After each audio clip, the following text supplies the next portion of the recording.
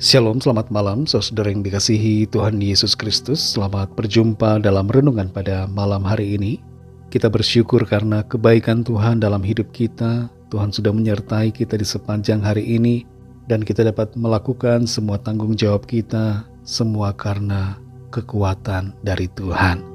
Mari sebelum kita mendengarkan renungan firman Tuhan, kita satukan hati dan berdoa. Kami bersyukur Bapa yang Maha Baik, Bapa, dalam nama Tuhan Yesus Kristus, karena kasih kemurahan-Mu, berkat perlindungan-Mu di sepanjang hari ini, Tuhan sudah menolong kami dalam segala aktivitas kami. Kembali saat ini kami mau mendengar sabda firman-Mu. Urapi kami Roh Kudus, supaya kami mengerti dan taat pada kehendak-Mu. Terima kasih Tuhan, dalam nama Tuhan Yesus kami berdoa. Haleluya, amin. Saudara yang dikasihi Tuhan, ayat renungan kita pada saat ini terdapat dalam 2 Samuel 13 ayat 38 sampai 39. Tertulis demikian. Absalom telah melarikan diri dan telah pergi ke Gesur. Ia tinggal di sana 3 tahun lamanya. Lalu raja tidak lagi marah terhadap Absalom, sebab kesedihan hatinya karena kematian Amnon telah surut. Saudara yang dikasihi Tuhan, jangan pernah memandang enteng dosa. Seringkali kita meremehkan dosa dan tidak mempedulikan konsekuensi yang akan timbul dari dosa yang kita lakukan. Melakukan dosa adalah seperti membuka pintu bagi iblis untuk mengobrak-abrik kehidupan kita. Ada beberapa akibat dari dosa. Di antaranya adalah kita kehilangan kehadiran Tuhan, mendukakan Roh Kudus. Dosa membuat kita menjadi musuh Allah. Dosa mengundang kutuk masuk dalam hidup kita. Dosa menimbulkan masalah, dan dosa membawa kematian dan kebinasaan kekal. Itu sebabnya bagaimanapun juga kita perlu menjauhi dosa dan jangan mengingini dosa sekecil apapun. Kemarin kita membaca 2 Samuel pasal 12, di mana di situ Nathan memberikan peringatan keras kepada Raja Daud atas dosa perzinahan yang sudah ia lakukan dengan Batsheba dan konspirasi yang ia kerjakan yang membuat Uria mati. Dalam peringatannya, Nathan juga menyampaikan apa yang akan terjadi sebagai konsekuensi dari dosa Daud, bahwa pedang tidak akan menyingkir dari keturunan Daud dan malapetaka akan datang dari kaum keturunan Daud sendiri. Di pasal yang ke-13 ini kita membaca dimulainya konsekuensi dari dosa Daud tersebut. Dosa kalau kita akui dan bertobat memang diampuni Tuhan, tapi terkadang konsekuensinya masih mengikuti.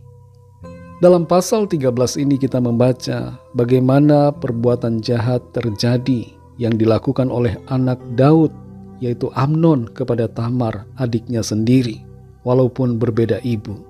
Amnon memperdayai dan memperkosa Tamar, dan itu membuat Tamar berkabung, dan hal itu diketahui oleh Absalom, kakak dari Tamar. Absalom menjadi marah dan benci kepada Amnon, dan di kemudian hari membalaskan dendamnya dengan membunuh Amnon. Kisah ini belum berhenti di sini, karena Absalom selanjutnya akan menjadi salah satu tokoh pemberontak terhadap kerajaan ayahnya sendiri. Ia memberontak kepada Raja Daud dan mengklaim dirinya sebagai raja. Kita baca di sini dalam ayat 38 sampai 39, di situ dinyatakan Absalom telah melarikan diri dan telah pergi ke Gesur. Ia tinggal di sana 3 tahun lamanya. Lalu raja tidak lagi marah terhadap Absalom, sebab kesedihan hatinya karena kematian Amnon telah surut. Bagaimanapun penjelasan kita terhadap kejadian ini, semuanya merupakan efek dan konsekuensi dari dosa Daud yang telah mengambil istri Uria. Tapi ini juga tidak bisa menjadi pembenaran atas apa yang dilakukan oleh Amnon maupun Absalom. Mereka pun telah melakukan dosa dan pelanggaran terhadap firman Tuhan. Jangan kita menyalahkan orang lain atas dosa yang kita lakukan. Jangan jadikan dosa orang lain sebagai pembenaran untuk kita juga berbuat dosa. Intinya adalah setiap kita perlu menjaga diri dan hidup kita pribadi agar seturut dengan kehendak Tuhan. Saudara yang dikasihi Tuhan, semenarik apapun dosa, janganlah kita lakukan. Mungkin kita beranggapan, dosa ini hanya kecil, tidak ada yang tahu, tapi Tuhan melihat dan iblis akan menuntutnya. Dalam Efesus 4 ayat 30 dikatakan, janganlah kamu mendukakan Roh Kudus Allah yang telah memeteraikan kamu menjelang hari penyelamatan. Mari senangkan hati Tuhan, ikuti tuntunan Roh Kudus, jagalah hidup kita agar sejalan dengan firman Tuhan. Bila kita telah berbuat dosa, akui dosa itu dan bertobatlah. Dan bila ada konsekuensi yang harus dialami akibat dosa, jalani itu dengan hati yang tetap berpaut kepada Tuhan. Jangan tinggalkan Tuhan, tapi tetaplah percaya kepadanya. Tuhan mengampuni segala dosa kita dan melepaskan serta membebaskan kita dari konsekuensi dosa yang paling buruk, yaitu kebinasaan yang kekal. Mari bersyukur karena Tuhan baik dan sungguh mengasihi kita. Mari kita berdoa.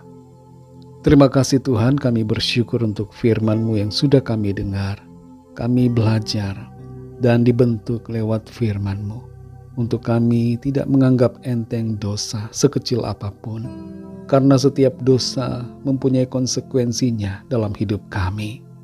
Kami belajar dari apa yang dialami oleh Daud dan keluarganya, bahwa dosa Daud membawa konsekuensi yang begitu buruk dalam kehidupan keluarga Daud. Tolong kami Tuhan supaya kami menjaga diri kami pribadi, sehingga kehidupan kami senantiasa berkenan kepada Tuhan. Dan dengan demikian kami secara pribadi memproteksi diri kami, sebab kuasa Tuhan menaungi kami, menjauhkan kami dari segala yang jahat dan segala hal-hal yang tidak baik. Bahkan Tuhan memberkati kehidupan kami dengan berkat jasmani dan rohani yang berlimpah. Perlindungan Tuhan ada atas kami semua, secara pribadi dan seluruh keluarga kami. Terima kasih untuk firman-Mu. Berkatilah kami Tuhan di sepanjang malam hari ini. Lindungi kami dengan kuat kuasa-Mu. Kami berdoa bagi yang sedang dalam keadaan sakit dan dalam pergumulan, masalah persoalan apapun, agar Tuhan menjamah, melawat, menyatakan kuasa kesembuhan, pemulihan, kelepasan, mujizat Tuhan dinyatakan dalam hidup setiap kami. Terima kasih Tuhan. Berkatilah bangsa dan negara kami Indonesia, juga semua bangsa di dunia ini.